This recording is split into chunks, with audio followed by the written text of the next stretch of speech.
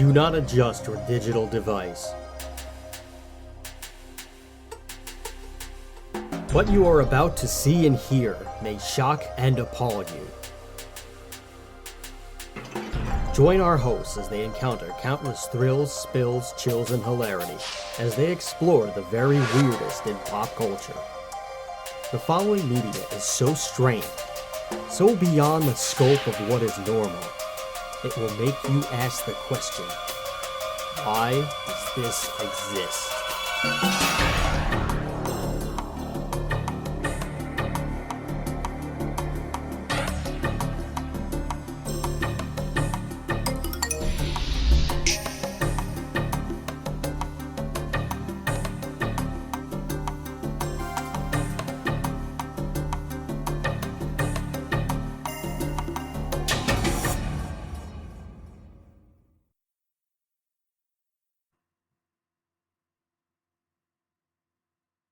Hello, everyone, and welcome to another episode of Why Does This Exist? I'm Chris. And I'm Rob. Today we are a week removed from Christmas. It is 10:20 p.m. on December 16th. I gotta tell you, Christmas really creeped this year. I totally did not even register that Christmas was even happening. Like, I bought presents. And, we're done with our Christmas shopping. We have the tree all decorated. The idea of Christmas is in my house. But I thought that Christmas was, a month away. I thought that we were ahead of everything. And we just happened to luckily be, right on time. And I was just, blown away by all of this. Christmas is, 8 days away. It's a Hanukkah away from being Christmas, basically. At this point. Yeah. So I'm just flabbergasted by this. But anyway, we will be talking about Legos today. One of the greatest Christmas presents that you can get for anybody, or Hanukkah presents, or Kwanzaa present, or, well, there's no Ramadan present. I don't think presents are a thing. I mean, I guess you can get somebody a present for Ramadan or Eid or something like that, or other holidays. You can just say, hey, good for you, fasting for whatever God it is that you worship. I want to say it's Muhammad, but I don't want to get in trouble. I feel like that last statement got me in more trouble. Anyway, I don't know. I'm ignorant and I'm American and I'm a moron. So I guess that exonerates me, maybe. All right. But anyway, what I'm saying is you can get Legos to anybody for any reason whatsoever. But they also make nice Christmas presents too. My father, we can't get him anything. So that's its own problem. But on top of that, you can't even take him into the damn Lego store. We take him into the Staten Island Mall or wherever. And he always gravitates into a Lego store because how could you not? And you see all the Legos and everything is set up so you can see what the whole intricate set looks like. So you get the big Hogwarts and you get the giant Star Wars Destroyer ship, but then you have the Death Stars, and the Death Star is just one of the best pieces that they have ever. And of course my dad can't help himself, so he goes in there. And he's the worst customer, the worst possible customer you could have. He's one of those people who goes into the store knowing that he's not buying anything. And he goes in and he asks and he bothers some poor sales rep who is probably really desperate to make a sale. And he talks to them and asks them a million questions and he's there for an hour. All full well knowing he's not going to buy anything. He's asking about the pricings. He's asking about the details. How do they make these things and all this stuff. And then he leaves. This is him with every store. We can't take him anywhere. It's the worst thing. The minute I learned my lesson. Because I used to go from telling the staff to get away from him, or trying to tell my dad, stop talking to these people, stop wasting their time. but then I look like an asshole. And then, so I just leave him to his own devices, and they find out the truth the hard way, and I just leave the store. I come back an hour later. If he's still in there, then I go do something else. I can't be in the mall with my father, especially near a Lego store. He's a terrible man. He should get coal in his stocking this year and every year forth until he learns his lesson.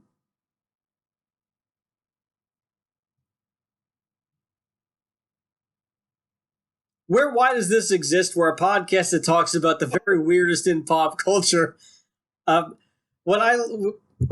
You can actually find us wherever you like. If you like that weird little like banter that I just did in that little run, that's all factual, by the way. My dad is a menace to society, and he should be stopped.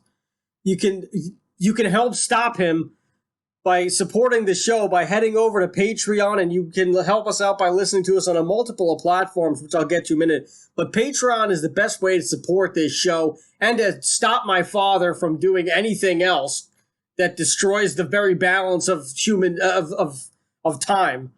You can do that by heading over to Patreon at patreon.com/whydoesthisexist. We have a bunch of really cool gifts that you can get yourself or a loved one or especially a hated one, and they could just be like, why did I even give you my credit card? And you send it over, you subscribe them to our Patreon for even $1, and they get to be on the Discord. You can be on the Discord too, and you can join up. You can have a fantastic time. You can chat with myself and Rob, and we can tell you to go to hell, and you can tell us to go to hell right back. It's a really great deal. Why wouldn't you pay $1 for something like that? We have a bunch of other gifts too, and we have a bunch of other tiers too. I keep calling them gifts, but they're only gifts in extenuating circumstances. You can, of course, go to Patreon, put in your info, give us your money, help us pay the bills, and you get a bunch of bonus things. You even get to be on an episode if you want to give us the very top tier, which I think is like $5 or $10. It's really cool. You get to be on the Discord. We get to do an episode on your choosing. You get to be on the show. So you can lambast us for an hour to an hour and a half, and you can just go on and tell us how bad the show is and how much we suck and that you didn't even want to talk about anything and that the whole idea that you had was just a ruse and that there's absolutely nothing that you want to talk about. And we have to sit there and take it. So if that's not worth $10 to you, I don't know what is. I would insult me for $10. In fact, I like to stand in front of a mirror for about 30 minutes at a time and do it for free. It's very therapeutic. My fiance says I need help. You can also find us on social media at twitter.com/WDTEpod. Find us on Twitter, WDTEpod. WYD does T this E exist podcast, because that's what you're listening to. You can also find us on Facebook, facebook.com/whydoesthisexistpod. If you want to tell us we're great or tell us we're terrible in private, you can do so by sending us something nice over at whydoesthisexistshow@gmail.com. And you can even ask us for some advice, and we'll answer it. You can also recommend me to a good therapist that takes any insurance or no insurance. That would be great. If you are a therapist, just give me your phone number and we'll block out a time. You can also check out the episodes, and you can read a few extra bonus articles called at whydoesthisexistpod.com. We don't always update it, but when we have time, we throw in an article. We try to get them about every month, at least one article. So just keep checking back and forth. There'll be something there for you. And you can support us in a multitude of ways. Besides giving us money, you can also find us on YouTube. The channel is, of course, Why Does This Exist? Like, comment, subscribe. I think you can now dislike things and it'll be okay, or you can at least find a workaround it through Chrome. So do whatever if you want to tell us that we're not any good. It's going to bless the YouTube algorithm, even though the algorithm is not blessed at all. And it'll help us get some more eyeballs on the product and then maybe eventually get some more viewers and some more money. You can also... This is, of course, the search for more money. You can find us on Podbean, Apple Podcasts, Google Podcasts, Spotify, Amazon Music, Audible, Pandora, TuneIn, Alexa, iHeartRadio, Player FM, Listen Notes, and Stitcher. And if you don't feel, and if you don't want to give us money on Podbean, you can actually do that on Patreon. You can actually do that on Podbean. They have their own tier system, but it's exactly the same. Anyway, that's the news. Here's the weather. You are now about to witness the strength of street knowledge from a ragtag group of rogues. Let's get on with the goddamn show. Legos. Oh, Toy. I've been talking too much. You go ahead. I think I've given them an intro on what Legos have done for me in my life. well, Legos are probably the best thing that's ever come out of Denmark, let's face it. That and King Diamond. So, yeah, well, that's true. Yeah, so it's the best thing to come out of Denmark with King Diamond. And maybe the Vikings, because they were always fun. Yeah, everybody likes a Viking. For anybody who's, living under a rock for their life, or a Lego. Legos are a Lego rock. Legos are little plastic bricks that fit together, and you use them to build things, and not just anything. They have Lego set. You can just get plain old ass Legos in a giant bin and build whatever you want, but they also have obviously specific sets. They have licensed sets like Harry Potter and Star Wars and Jurassic Park, and it's just about everything at this point. Yeah, I have pretty much everything. There's a Lego set for any popular media franchise, essentially. Yeah, your IP hasn't made it if you don't have a Lego set. Yeah, and of course they have regular ass Lego sets that are just pirate themed or castle themed or that kind of thing. Lego City, which is just at regular city stuff like police stations and fire stations and boats and that kind of thing. It goes on and on. The list, they have so many different things, and plus you could go into the video games and the media franchises that they have. There's the Lego Batman movie, there's the Lego movie, there's Lego TV shows, there's a Lego Star Wars Christmas special, there's everything. Lego is a huge thing, and it started off as just toys. Not Legos at all, just wooden toys. Wooden toys made by a guy called Ole Kirk Christensen. He was a carpenter from Denmark and began making wooden toys in 1932 and changed his company's name to Lego in 1934, which came from the Danish phrase "legot," which means play well. And obviously I'm sure he didn't realize how much of a giant thing this was going to explode into when he was just making little wooden blocks in his workshop. Speaking of explosions, the wood shop actually burned down in 1924 when a fire ignited wood shavings. Oh. Yeah. So explosions were part of this. Yeah. And explosions of popularity.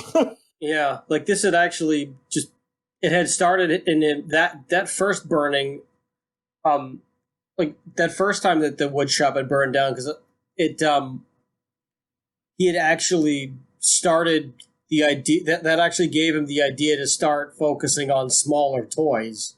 Yeah. Between that and also in part of the Great Depression, where he had fewer customers, so he was focusing on smaller projects. So he would start making smaller versions of the products that he had as a design aid, as his just guide for designing. He made miniatures, and then after that, he was like, "Oh wait, I should do smaller things." But it was always little pull toys, like a pull duck or a piggy bank or just a car, just generic woodworking toys. Mm-hmm. It wasn't really that profitable because of the Great Depression, but sometimes he would have to trade toys for food just because it was the Great Depression and it just everybody. Thanks to insider trading, of course. But he had just kind of been like trying to figure out what he was going to do, and his son Gottfried had actually helped him just decide on like what was really going to happen, because he started taking a role in the company too, and the names that he was like that he was deciding was between Lego, like you just said, and Legio, which was like Legion of Toys, and thankfully he went with the former of Lego, and we have Lego that we have now, and he also just decided that like you could also the Lego group later discovered that like you could loosely interpret that as like Lego as I put together or I assemble in like Latin. So that's kind of what they started doing, was they started with the branding. And then during World War II, when plastic became available in Denmark, he bought a plastic injection molding machine. And that made everything, that made all the difference. And like, no pun intended, he put like the building blocks together for what Lego was going to become. Yes. Like one of the first toys that he was making, it was a truck that could be taken apart and reassembled. So that was already the foundation. In 47, him and Gottfried, they got samples of interlocking plastic bricks that were made by this company called Kittycraft, and like these, like they were just these weird like self-locking building bricks. So they were really like the inspiration for it. And there was and what it ended up happening was that they were trying to get a I guess like Hilary Fisher Page. So that was another toy maker. That was the Kittycraft founder. He had been trying to get patents on these little things. So he had applied for a patent on like hollow plastic cubes with 4 studs on top that could like move that they could like move from one another without like a lateral movement. Or he had applied, like in 44, he had applied for another patent to like improve toy building blocks as an additional patent, where it would like build out it was like a building system based on rectangular hollow blocks with 2x4 studs on top to like enable the construction of walls with like staggered row window openings. And then in 47, he got that. But then in 49, the Lego group began producing similar bricks, and he called them automatic binding bricks, which, rolls off the tongue so easily. The bricks were developed in the spirit of wooden blocks that could actually be stacked on another, but the locking is where it could go together. So these were like very similar, and you could see where the idea was, but it wasn't like he stole the ability. Like he stole the idea. He just took inspiration from it and built further on the. And it took years to actually develop the modern Lego brick. It wasn't until 1958 that they finally came up with what we know today as the Lego brick. What was recognizable as the Lego brick. And the patent was filed in Denmark in January of 1958. And then I think really where Lego took off was in the 70s, when in 1978 is when they started producing the first minifigures, which is really what I think Lego is recognized for today, is because the minifigures are such a huge part of the themes of the sets, having the little people and being able to put the little mini Luke Skywalker into your Lego X-Wing and fly around with it. Mm-hmm. So that's probably really when it kind of became iconic, is when the minifigure came out, and everyone knows the iconic brick, head shape, and all the different. And it's really an ingenious thing because you could customize. There's never really been an action figure that was as customizable as the Lego minifigures. You could change their pants, their shirts, their hands, their heads. You could put different hats or hairs on their heads, and it all fits together, and it's all modifiable. And there's probably millions of possibilities at this point between all the minifigures that are out there. Right. And so I mean that's just incredible. I mean, and even for like Duplo, like they have the Lego Duplo stuff, which is it's twice as large because it's made for like smaller children. Yes. So that was actually, you would think that something like that is like a more recent Lego invention, just because, you know, obviously these things are a choking hazard, but like the Lego Duplos came around in like 1969, actually. Yes. So they had always been ahead of their time. Set was the town plan system in 1955, and unfortunately, there wasn't the time where we had really gotten the current Lego brick as we know it was like you said in 58, but unfortunately, old Kirk Christensen did not see Lego, like the height of Lego's popularity. He actually had in 1958. Yes. Gottfried had inherited the company, which they actually had still done wooden toys for a little while. But then there was another fire in 1960, which again, you know, got rid of the wooden toys. So this was basically the universe telling them, stop with the wooden toys. Will you stop making the wooden toys? I told you not to make the wooden toys, but you made the wooden toys anyway. What do I have to do to get you to stop making the wooden toys? I'm not going to burn this place down. If I have to burn this house down again, there's not going to be anything left. So you better get rid of that wooden toys or else. And they stopped making wooden toys that year, actually. Maybe that didn't happen exactly, but it might as well have. But they did stop making the wooden toys after the fire. Not because of the fire, but that Gottfried was just like he was just like, listen, the plastic is working. Like, yeah. Well, I mean, wooden toys were starting to fall out of favor, I think, too, especially because plastic was becoming so cheap and easy to make, and it's so much more durable than wood because, you know, wood gets wet, it swells, it splits, you know, and plastic doesn't have those issues. So right, you can only get so much mileage out of wood. Yeah. So it just really worked better. Craftsmanship made for wooden toys, it was like unparalleled to what it would become. Well, and I think plastic really lends itself to mass production as well because it's all like molded. You know, you don't have to like have someone that's there I mean, yeah, you can have automatic wood carving machines too, but it's still, you have to carve every piece of wood individually. Whereas, you know, you could mold like 1,000 bricks at once, you know, in a mold, you know, and it's just push a button and watch it go. Yeah. So, I mean, it really, I think during the 70s and the 80s, it really kind of climbed up into the stratosphere as one of the main toy brands. Right. And I think everybody has to do with just the sales in the US and Canada because they had it to North America in 61.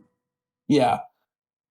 And, pretty much like anybody, you ask anybody nowadays, and the majority of people are going to say, yeah, of course they had Legos when they were a kid. It's such a popular toy. I mean, like everybody has played with Legos. Like you can't find one person that hasn't, most likely. And it's funny how it just started out. They had these humble beginnings and became probably, I would say, the biggest selling toy of all time, I would say. I can't think of anything else.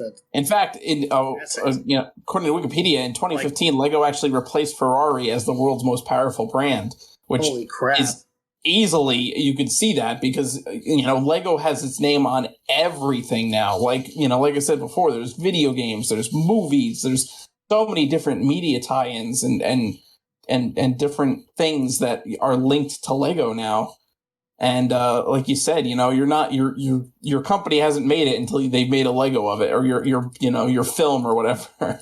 Yeah, and I mean there's people who have there's actually like a lot of like content creators that specifically do Lego stop motion, and like they'll recreate famous movie scenes with Legos. Yes, and very well done too. It's not like cheesy stop motion. They like make it very good. So it's like, And I think it's, the fact that Lego is so versatile, it really kind of it lends itself to stop motion, and making these crazy sets and stuff, just because it's so easy to do things with it and change it and make new things. Right. Like, you could really just get lost in your imagination with this stuff. Like, yes. When the Legos that I had were, like, I just had, like, this big, I don't know if they partnered with Fisher-Price on this or what, but it was like this big table thing where, like, oh yeah, I remember it. Yeah, they had it at my eye doctor's office when I was a kid. Yeah, so it was like this Fisher-Price kind of like plastic foldable table thing, and inside of the table were like these like big like pockets where you could store your Legos, and it had like a Lego floor as the top of it, so you had your little like playmat like right there, and then you could just like store it. And you could build whatever you want. Yeah, I used that thing for hours, like, and I would take whatever other like play sets that I had, because this was before Lego started licensing every IP. Yes, I want to say this is like the early '90s, so I would say at this time, the only thing that Lego was really doing that was licensed at all was just like real life exhibits or real life cities. Yeah. I think really the first like media franchise that was licensed by Lego was probably Star Wars. And that was like in the late 90s. I want to agree with you there. Because I don't recall another franchise that was Lego-matized, I guess, before Star Wars. Lego had their individual sets. They had like the medieval set, and it was like castles and knights and dragons and that kind of thing. They had the pirates, which was my favorite. It was one of my favorite sets when I was a kid growing up, was the pirate set. And they had like, I had a lot of fun with that one, and they had like the and everything, and they had like the native like islanders and stuff, and it was like the pirates versus the natives kind of thing, Yeah. And they have like, the traditional like Lego City kind of things. Like I remember I had the police station, the Lego police station and it had a police car and the Lego police helicopter, and that was really cool. And the really cool thing about that was that this was the mid 90s, and right around this time is when Lego Island came out for the I think it came out for all the consoles, but I had it on the computer. And we had our little cheesy ass Windows 95 family computer in the basement, and I would put Lego Island on it, and I had the exact police station in Lego Island in real life as a Lego built, as the model. So it was really cool. And like as I grew, I kind of just kept adding to my Lego collection. And eventually I had like a huge like Lego city, like with all different kinds of things. I had a Lego A-Wing fighter from Star Wars. I had like, all the like, I had a couple different pirate sets. I had the police station set. I had so many things. And then eventually my brother, when he was 3 years old, came in and destroyed it while I was at school, and I was devastated. But well, of course. But it was, it was like, I was able to kind of salvage some of the stuff, but a lot of the stuff, the pieces just got lost from, which, it is what it is. But I had so many fond memories of being a kid and building Legos, and, it was like, and, this was a time where they had Legos everywhere. You could go to like the corner drugstore and they would have like little tiny like Lego sets. It was like, like a 50 or 40 piece set of like a little mini race car with a dude and stuff in it, or a 20 piece set. I do remember that set as well. I remember the Dragon Masters set. I had that. My thing was anything like castles and dragons, and I'm still in stuff to this day. So that's probably where it started. Like my first dragon anything was probably a Lego dragon. Yeah. But what I used to do was like, because we didn't have, because there wasn't any licensing on things. Actually, the Star Wars was the first licensed theme. Okay, yeah, I figured that. That was in 1999 when they did it. So I guess around the Phantom Menace was when they did it. But when they remastered the originals too. I think it was like right when the Star Wars, like the original Remember they did the remastered trilogy, and that's when Lucas started adding all the extra shit to Star Wars. Yeah. That was like came out right in 1999 too. Yeah, right about then as like a preamble to it. Since there wasn't anything licensed at the time, you still had to use your imagination. And Lego sets were a lot more affordable than they were now. Like now, a Lego is like you could spend like $500 on a Lego set easy. Oh yeah, like just because there's so many pieces, there's so many the details are so great, and also like the piece itself is pretty big. But you could even like just spend like $200 on like a smaller set, like very easily. We're like I don't even want to say back then and sound like an old man, but like back then it was like you could get like a solid amount of Legos for like $25, $50. Yeah. And you'd get like 200 pieces of like just like standard Lego pieces, and you could just have that forever.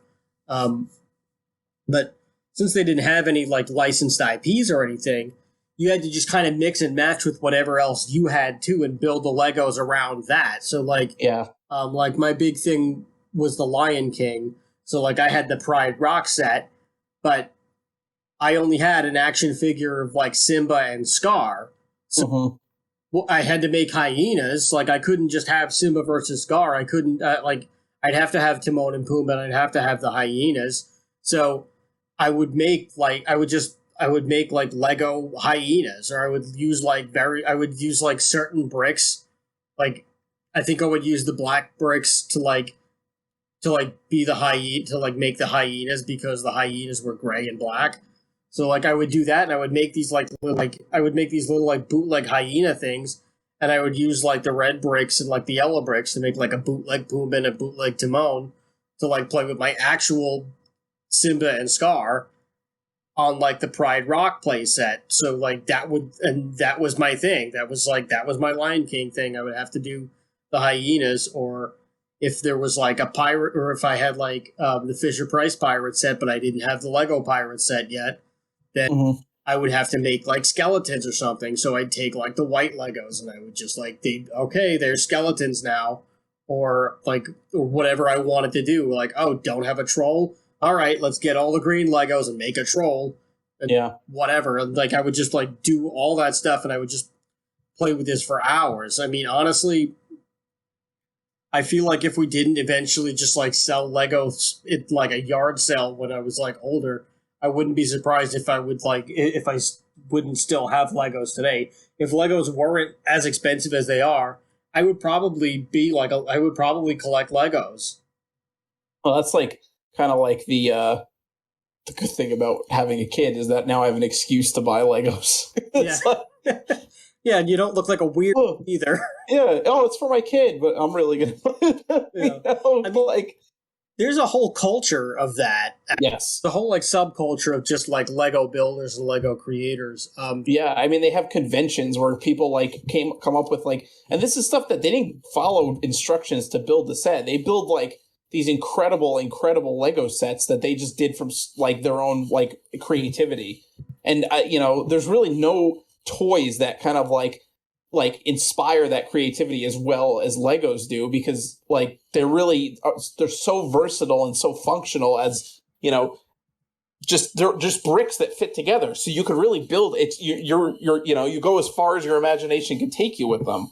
And I remember the cool thing about when they had the specific sets, especially even the licensed sets back when we were growing up, is that if you looked at they would tell you'd have the guidebook to show you how to build what was like on the box, but then if you went to like the back of the book, they would give you like other ideas of what you could do with this set. Like it'd be like, oh yeah, here's how you build the TIE fighter. But if you look at it, if you look at the back of the instruction manual, it'll tell you, oh, you can make a mech walker with the pieces of the TIE fighter. Yeah. I remember that there was like a Lego Robotics set that they had in like the early 2000s. I forgot what it was called. I don't remember what it was called, but I had gotten an R2-D2 one for Christmas. I think I remember the R2-D2.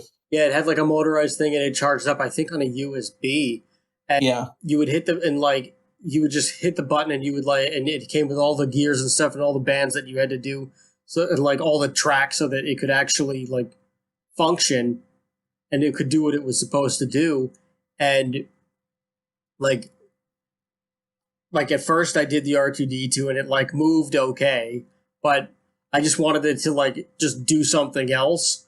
So like I just took pieces apart and I just like made it into something else, and it was a robot that like easily lost its own balance, and it just it didn't just stop moving. Like it started like there was something to do with like the motor and the legs, where the legs would rotate.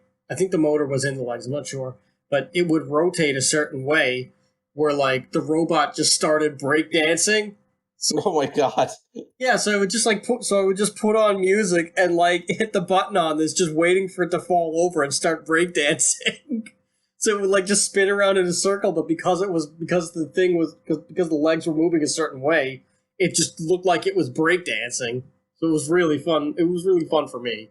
But the Lego like counterculture, the whole like Lego like fandom. It's insane. Yeah, they have their own language. Yeah, and it's crazy how creative these people get. And one of the coolest things ever, and this is actually got the this is like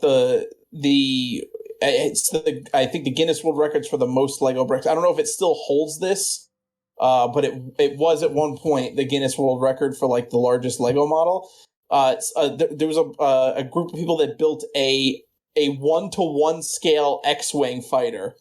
Yeah, out of Lego bricks. In 2013, they had displayed it in Times Square. Yeah.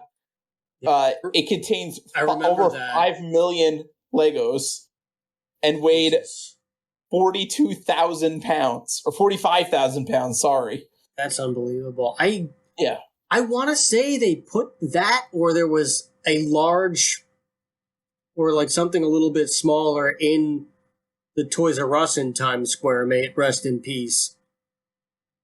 I don't know if they had anything in FAO Schwartz. May it rest in peace. They have like, I'm sure they did. New rest in they have the new rest in peace. They have the new FAO Schwartz in Rockefeller Center right next to 30 Rock, but it's much smaller and it's only a shell of itself. So it's a store. It's FAO Schwartz in name only. It's not even. It doesn't even compare to the toy store that used to be. And I mean, if you don't know what FAO Schwartz was, if you've ever seen the movie Big with Tom Hanks, yeah, that's the store that he's like finds himself like just working in, or just being around in when he gets the he gets like the spell cast on him and he like grows up. It was one of the most amazing toy stores, or probably the most amazing toy store like ever in existence. It was like a huge building, like I don't know, was it 3 floors or 2 floors? I don't remember. But it was 2. It was 3 floors. It was 2 regular floors and a basement. Yeah. And gigantic, and like the most insane toys you could ever think of, like huge life-size teddy bears, and they had larger than life teddy bears. You had like teddy bears that were like 10 feet tall. Yeah, in that place. And you mentioned Big, the famous, like they had like a keyboard that you could like literally step on, like it was like a piano that you could play with your feet, that you would walk on to like play. And it was actually for sale. Like they had one set up for display, and they have like the workers that used to like do demonstrations of it, and they would actually play like or Elise or something like that. Something like that. I didn't know that they actually sold that. I thought that was a fixture in the store. I had no idea. No, it was actually for sale. You could buy that piano. It was just, I don't think anyone ever, because it's like, we're talking thousands of dollars it cost. Oh, yeah, I'm sure. That's so cool. I know that. Yeah. Yeah, I mean, it was an amazing place, and I have been there. I think I was there last when I was probably like 16 or 17. We went to the city around Christmas time, and that was like shortly before it closed. Yeah, it closed a few years after that. It's an Apple store now, if you can believe. Yeah. It. Oh, that's lame. Yeah, I've actually never stepped foot in that Apple store. I'm sure it's nice, but I don't want to do it. Yeah. But I remember they did have a very impressive Lego section there too, and I believe they had a few large Lego models. Yeah, they had it all. It was tremendous. And the Lego models that they also like the Lego section that they had in the Times Square Toys R Us was nothing to sneeze at as well. Yeah, I mean they do have Lego stores around. They're harder to find. They're usually in malls and stuff like that. There's one in. I was in England recently. There was one in, I think, Canterbury or something. So they do have, like, it's just a Lego store. You go to the Lego store, and they do have them around. It's just, they're not very common. And now they have, like, actual theme parks, Legoland. Yeah. There's a Legoland that they recently built in Goshen. Yeah, in Goshen. Yeah, it's actually not far from me. It's I actually do want to go there. It's really cool, and you know a lot of the stuff there is actually built with Lego bricks. Like they have like these giant models that are like actually built with Lego bricks that people have Lego experts that come in and build them. And like these are like people that are like expert Lego designers that they design and build these gigantic ass models of Legos, and they use real Lego bricks, and it's like they're so impressive and so amazing to see. It like I said, it just goes to show how versatile it is because you could literally make art with it. It's not just a toy that you just play with and that's it. People that are good at making Legos and are super creative will do the most amazing Lego creations that you could ever think of.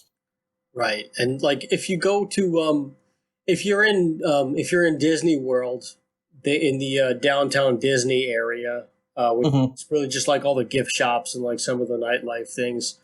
They have a Lego store too in there, and like it's more impressive outside of the Lego store than inside the Lego store because outside of it, they have all of these giant Lego statues that are just there's like a little plaque in front and it tells you how many Legos were used in the construction of this thing. Like, and there's one in the water of Loch Ness monster, and it's like it's right in the actual water, and it's just so cool to see. That one's my favorite.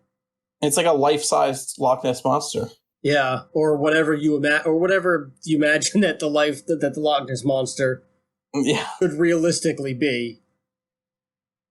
But it's just a really incredible bunch of things that just make up this beautiful, beautiful little toy. But like the pop culture, the whole subculture of it, they have like their own language and like they use like a series of acronyms. They call themselves AFOLs, which I guess you and I are, and everybody else who's listening to this. I'd be very surprised if there's anybody in this world that dislikes Legos. And if they do, they're stupid. If they do, they are terrible people anyway, and they should probably be taken to the gulag and beaten with reeds. In fact, I hate anybody who doesn't like Legos. Yes. We're not legally telling... Now, this is not legal advice. Legally, we are not suggesting that anybody physically take someone anywhere and beat them with reeds because they do not like Legos. This, of course, was just in comedic jest and not to be taken seriously at all. But Why Does This Exist podcast does not take any responsibility for vigilantes. Terms and conditions may apply. But I tell you what is a good thing to hate is Lego ripoffs like Megabloks, because Megabloks suck. Yeah, and they never fit together right. They always used to get stuck together. Like nothing worked as good as Legos do. No, Megabloks were just hot garbage, and they were the poor man's Lego. Yeah, that's like what like your like great aunt got you because she didn't know any better, and she was just like shopping in Walgreens one day, and it's like, oh, look at this Legos. Let me get it for little Johnny for Christmas. And it's like you open it up, and it's like, oh, Megabloks, thanks. Yeah, that's like the equivalent of being a WWF fan and like during the Monday Night Wars, and then like somebody gets you with the WCW game, and you're like, I don't want this. I hate WCW. That actually happened to me, and like looking back at it now, I feel terrible. But like, it was somebody who like they got me the video. They got me like some WCW video game. I think it was Backstage Brawl, which was actually the worst one. And they were like, "Oh, Merry Christmas, Chris." We got. And I was staring at, and they were like, "Don't you like wrestling?" And I was like, "I hate WCW. WWF is where it's at." And they were like, "Oh, what do we do?"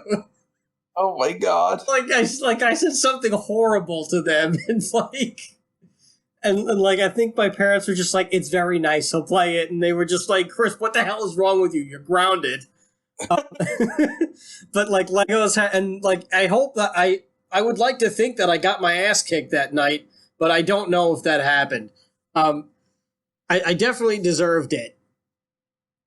So Uncle Tom and Aunt Teresa, if you're listening, it's okay. I'm about there. I fully consent to you coming over and beating me over the head with reeds for at least 20 minutes to avenge this horrible act that I did.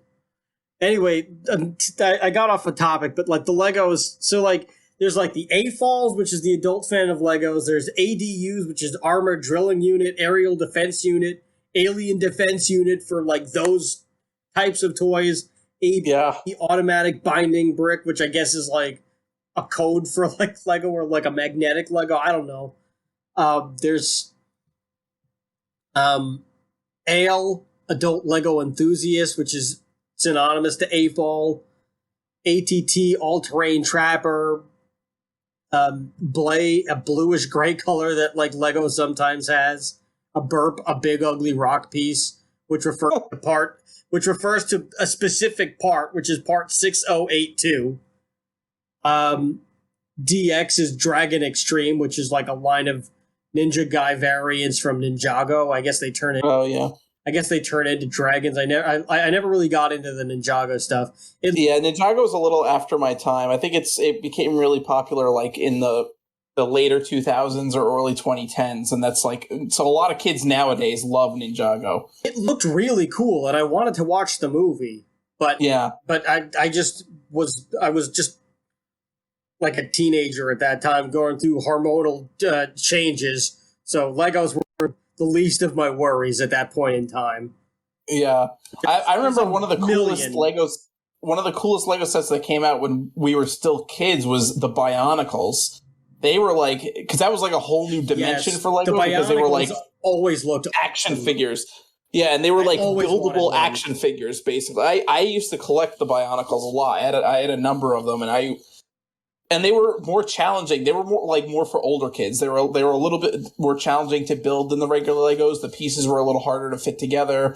They had like rubber O-rings and stuff to like control like the they would have like a little switch to like swing their sword or something. So it was almost like having like a spring. So it was like a little rubber band. So they were a little harder to build, and they were really cool. They were like, and they had a lot of like immediate tie-in for that too. They had video games, and I think there was like a Bionicle movie or a TV show or something. But they were really cool. Mm. They also have a term for an attractive Lego girl. For like a girl. Oh my god. No, not like a Lego piece that's sexy, although they have made those. Oh no. Inadvertently.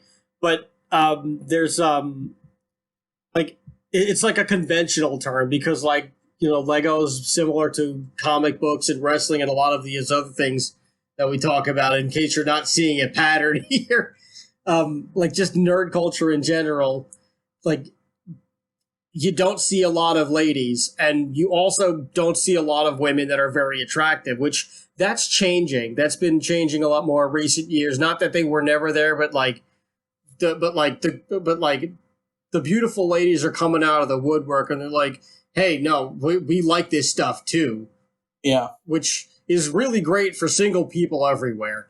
But there's like terminologies that they have for like elusive, for like attractive women, which I thought was funny. Like one of them is it's a 1x5, I think is the name. Where like the Lego term for like an attractive woman is like 1x5, which this is part of the brickumentary. Yeah. It's they call all the bricks by what like dimensions they are. So it's like 2x4s, and that's like how many studs they have on them. right, and I don't think I think because a 1x5 is just an uncommon piece, so they're like, yes, crap. There's like a good looking. There's a lady here. It's like she's a 1x5. Yeah, it's like 1x5. It's you could say whatever you will. It's just nerd stuff. It's not meant to be offensive. It's just listen. Nerds are a special group of people. They don't get out much, so you'll have to forgive them for certain things. Yeah, but I just thought that some of those things were funny, like the terminology. Like poop is actually a terminology for what? Yes, parts which can be made out of other parts. Oh, okay. yeah. So like if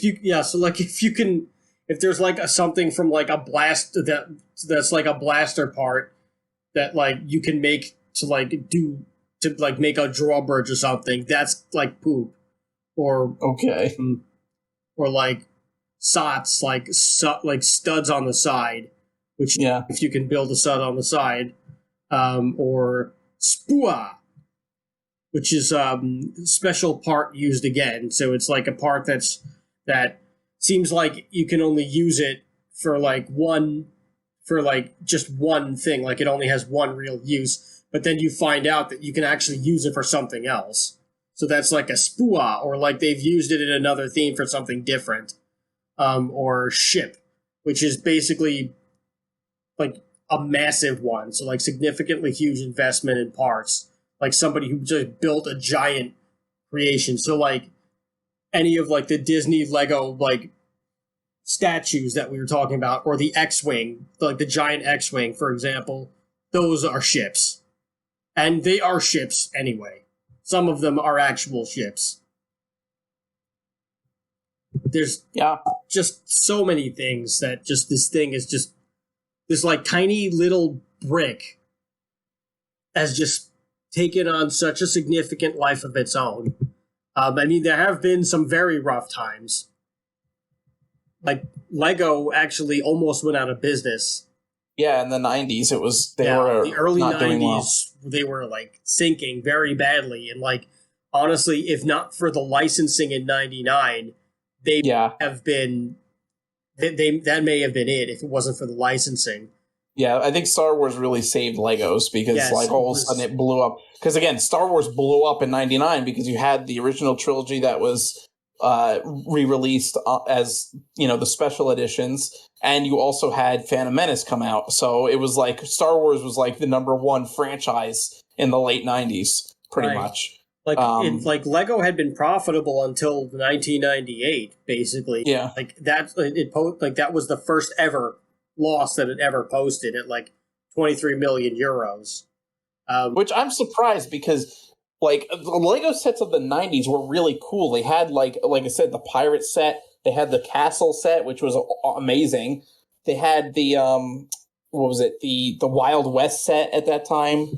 There was a lot of great. They had all the night sets, Lego Island. They had the Lego Islands was like such a great thing too because it had a video game tie-in. You had like the Lego Island like sets, like the police station, the helicopter, and all that, the jail, and all that, and then you also had the video game that you could like play and see things that you were building in the video game. So that was like a really cool thing. Right. I think a lot of that loss has to do with Lego Mindstorms. It was programmable, computerized brick that they were like. It was like I guess you could say an early STEM toy before STEM was a thing. So it was like ahead of its time, and I think they had pumped in so many resources into that it was just like a colossal failure that it ended up really putting a huge dent in their profit margins. So I think that's what happened. And then they had bounced back a little bit when they started licensing the IP, which, like we said, Star Wars, but also was Winnie the Pooh Duplo, where that was a year. So I'm sure that helped a lot too. And then in 2000, it was Lego Harry Potter, and that's where that started. And and that had helped for a while, but it was still it was still in trouble. Like, it's just for a while. Yeah, and you know what I think Like also in helped too. 2004, they posted a crazier loss. They posted like $174 million loss. And like the company had been described by like its former EVP of marketing, Mads Nipper. He described it as being almost bankrupt at that point, and he was like, "We were trying to invest as if the company was growing strongly, but we failed to realize that we were on a slippery path. Children were getting less and less time to play. Some of the Western markets had fewer and fewer children. Play trends changed, and we failed to change. This was also like even though the sets were still great in like the late 90s, early 2000s, you had like this second, which we talked about in one of our earlier video game episodes. I think was when we were talking about the microtransactions and loot boxes, when we had mentioned that like there was like a renaissance in video games, and we also mentioned this during the Banjo-Kazooie episode too, in like the game consoles and like gaming and video games in general. So that correlation makes sense. Less kids were playing with Legos, and more kids were just like playing Nintendo or PlayStation or Sega. I think the thing was that correlation makes perfect sense. The problem was too is that you had Lego put out a couple of good video games in the 90s, and then it had a lot of stinkers too that were not good. They were like just poorly made, and it was clear that they just slapped the Lego thing on there just to like try to sell it as a Lego thing, but they weren't good. It really wasn't. There was a couple of good ones like Lego Racer, which was a really unique idea. It wasn't that great of a racing game, but it was really cool because you could build your own racing car. You built your own race car. You made your own custom racer. It was a really like race car driver, and it was just a really cool concept. And it was like a basic kart racing game. It had item pickups and all that kind of stuff. Kind of like I think Midnight what really Club for kids, basically. No, more like Mario Kart, except with Legos, and everything was customizable. And then, I think really what kind of put them on the map video game-wise was the franchise tie-ins, and that was started with Lego Star Wars. Because the Lego Star Wars video game was, when it first came out, the first one was fucking amazing for the time. It was so good. It's still so much fun. Yes. Yeah. And it really took off after that. That's when, all of a sudden, every franchise they had a Lego version. So there was a Lego Harry Potter video game. There's Lego Marvel superheroes. There's Lego DC superheroes. There's Lego DC villains. These are all just video game tie-ins. Right, and that's where Lego Batman became so popular. Yeah, and then they actually came out with a Lego Batman movie that was in theaters. It's like, what? How? And it has its own show, too. It's its own separate franchise. It's Lego's I want to say that Lego in the last 10-ish years, I guess around the time Ninjago came around, really was when Lego started experiencing this renaissance again. Yeah, and we were recovering from 2005 onward, and then something like I said, something clicked with the video games, and then that's where everything started to make sense again. Yeah.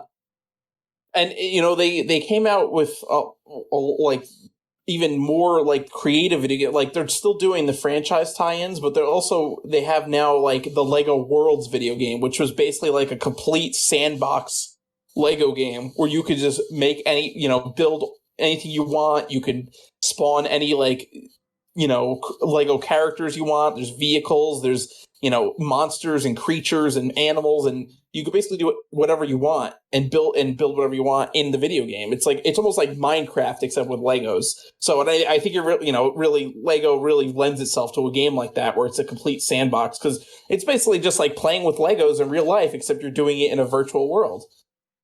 And you could spawn anything you want. There's a whole menu, a drop-down menu, where you just spawn whatever, Lego you could think of. So it's like having access to every Lego set there is. I wonder if basically. Lego was was part of had anything to do with the inspiration for Minecraft, because it's a I think it did. similar concept.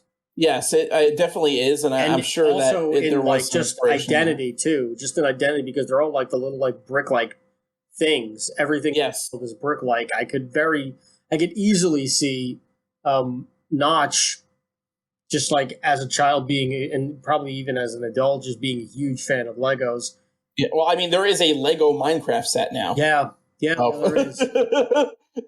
So that's probably, I'm sure Notch, that's probably like his, like, childhood dream come true, that, his creation was turned into a Lego franchise. Oh, I'm sure. But they have just not looked back. No. It's like 2005, really. I remember the first time that I had played Lego Batman. That was like the first Lego video game that I had really ever played, and I was sitting I was sitting with I was hanging out at this dude's house, and he downloaded a demo on like PS3 or something of like Lego Batman. Yeah. And he was like, "Yo, you have to play." And like he just downloaded. He was like, "What the hell is this crap?" And I was like, he just downloaded just because he like didn't have it. Like he didn't want to play like Call of Duty like anymore. He was just like bored of it or whatever. So he just downloaded like he either downloaded the game because it was like $5, or like he downloaded the demo because it was, and he was like, "What the hell? Like I might as well, like I got nothing better to do. I'll like play this." And we were laughing so hard at everything that was happening, and we were like, we were just like this, like just rolling on the floor laughing, and we were like, "This should not be this fun." Yeah. No, and that's the great thing about all the Lego franchise video games. And it has its own. They have their own sense of humor too. Like what we said last week about the Muppets. Like Lego has its own slapstick style of humor because they break apart things. Pop up, like their heads pop off, and they get mad, and then they reassemble themselves, and they're just like, and they speak without speaking in the video games. It's really funny. And it was like it's funny because like they'll do like, in like the Lego Star Wars games, like the second Lego Star Wars game was the prequel. And there's a lot of dark scenes in the prequel, and they just do it in like a really silly way in Lego, and it just works. It's like they're doing these like really dark scenes of like, like Anakin falling to the dark side and stuff. And they make it like really silly and like Lego-matized. And it's just like, it's funny. It's hilarious, the juxtaposition in like these Lego characters that are like reenacting these like, these like dark, foreboding scenes from Star Wars, It's just brilliant. Whoever's the one designing this stuff is just brilliant. Yeah. Yeah, I mean, it's just, the franchise is just, it's great, It's just so much fun, and it's so endearing, and is everybody has grown up with Legos, and it's great that like new generations of kids are growing up with Legos, and like and it's so good for kids to do too, because it's so it really inspires creativity, and it helps you like learn like how things go together, and like it's like building a model, but not it's without the difficulty of building an actual model kit. It's you could snap it together, and like you could spend an afternoon building it instead of like, days and days and days trying to build a model and put every piece together and like glue them and stuff. And I really think that like it's just such a great like learning experience for kids, and it's that's hard to come by nowadays because everything is electronic and digital. And the fact that Lego is still going strong it's a really great sign, and I think it'll be it's really good for like the younger generations. I have to agree. Like, there's just it encourages unlimited creativity. It empowers anybody who like just picks up a brick and starts building. Like it really helps. It encourages you to just use your imagination and create new things, or just simply follow instructions to like the best of your abilities. And there's no wrong way to do it. So you're just perpetually improving, and you're just strengthening your mind, and you can do it and you don't even know because it's just fun. You know, and I think that's the best part about Legos. It's this magical little brick that like that could. Yeah, and the cool thing about it is even if you're not a creative person and you don't like want to build like something from scratch out of your own imagination, you could buy a set that like has directions on how to build what you want to build. So like you know, you don't have to be a creative person to enjoy Legos, you know, and you can still get the same enjoyment. Right, like you build a model of a city, which which the company is still not and the company has like not been stagnant. Like whenever the company has noticed that it's being stagnant, which is like usually when like profits are like resulting, they pivot with the times. They're able, like it's a smart company. They're able to acknowledge where the faults are and what is changing, and they're able to adapt to it in a really interesting way, even to like the point of like, you know, amusement parks to video games to movies. Yeah, the movies are well done. Like I love the Lego movie. I loved the Lego Batman movie. I haven't seen Ninjago yet, and I haven't seen the second one, and I think that there's a third Lego movie, but I haven't seen that yet. But I loved those movies. Yeah. Of the two that I've seen, I've absolutely loved them. I've watched some of the specials. I've played the video games. They're not stopping, and they're even still expanding. They're even still thinking, how big can we make? And they haven't forgotten the core product.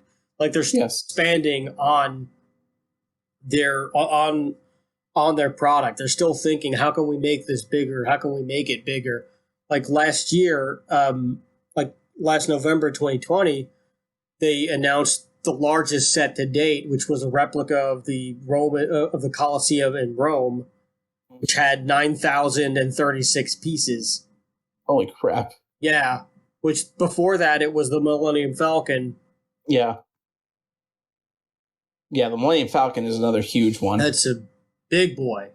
And I always wanted the Millennium Falcon, but it's so expensive. So I always asked for it for Christmas, but I never got it. Yeah, it's like $800, that one. Yeah. So I can only imagine how much the Colosseum is going to be. I remember when I was growing up, my grandmother always used to get the Lego. Lego had its own catalog for like Christmas time, and it had all the different sets. Everybody did. I remember that. Yeah. And my grandmother used to always get me the catalog and just be like, all right, pick something out of the Lego catalog for Christmas, you know? So it was cool. Yeah. Oh, actually, it's not as expensive as I thought that it was. It's $576. It's still pretty expensive. Oh yeah, I'm not walking down to the toy store, right? But that's at least half of what I thought. Oh, I'm sorry, it's $549.99. I thought that I honestly thought that it was going to be like double that. So at least there's that, but it's still too rich for my blood right now. But it's just I don't know what to say that you haven't already said. It's just the most beautiful idea, and it's worked forever. Yeah. And it's just going to continue. I have no like thoughts that this will ever stop. I hope it doesn't, because it's such a great like series of toys, and it's so like timeless and endearing, and so many generations have found enjoyment in it, and it really is. It's just great. So I really hope it goes for a long time and continues for a long time. Yeah, and there's plenty of like Lego enthusiasts out there that are like celebrities. It's not just like, you know, like just people. There are plenty of like celebrities that are like really into it. Like I was watching, like WWE had done they had done a documentary on Finn Balor like a while ago when he had first debuted in NXT, and like he's a huge Lego fan. Like I think they interviewed Doc Gallows and Carl Anderson, and they had they had said like, yeah, he really likes his Legos. Like there are some days where it's like we were after a match in Japan when they were all part of the Bullet Club, and they're like, all right, let's go out to the bar, and he was like, oh no, I'm gonna like. I'm gonna like spend the night in. I actually got a new Lego set, so I'm gonna build. That's awesome. Like, and they were like, "What are you, like some nerd?" And he's like, "Oh, yeah, I'm sorry, I like Legos." That's awesome. But like, yeah, Finn Balor, Terry Crews is a big Lego guy. David Beckham is a big Lego guy. Britney Spears is a Lego gal. Matthew Perry, which I guess what else are you gonna spend your friend's money on? Yeah. He has like a Lego. He must have a Lego warehouse with all the friends' money. Oh, yeah, probably just has like a room in his house that's just all Lego. Like everything in it is just made of Legos. Yeah, Chris Pratt, and like Anna Kendrick, Daniel Radcliffe, Harry Potter himself. Then the list goes on and on. Like just Lego is just so deeply rooted in just like it's not even like American culture. It's just a worldwide phenomena. Yeah.